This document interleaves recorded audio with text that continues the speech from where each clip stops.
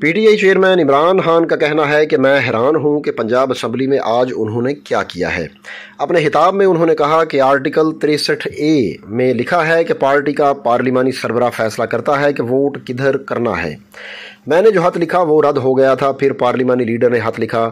آج پنجاب اسمبلی میں جو کچھ ہوا اس پر حیران ہوں۔ جمہوریت کی ایک بنیاد اخلاقیات ہوتی ہے، پارلیمنٹ کے پاس فوج نہیں اخلاقی طاقت ہوتی ہے۔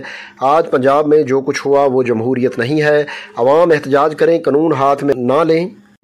دوسری طرف ایک نیا معاملہ سامنے آیا ہے کہ پاکستان مسلم لیگ کاف کے سربراہ چودھری شجاعت حسین کا ویڈیو بیان ریکارڈ کر لیا گیا ہے۔ خاندانی ذرائع کا کہنا ہے کہ چودھری شجاعت کا بیان چودھری سالک اور مونس صلاحی کی موجودگی میں ریکارڈ ہوا۔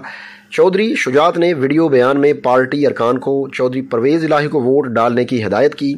خاندانی ذرائع کا کہنا ہے کہ چودھری شجاعت نے اپنے ویڈیو بیان میں کہا کہ ڈپٹی اسپیکر کو کوئی خط نہیں لکھا۔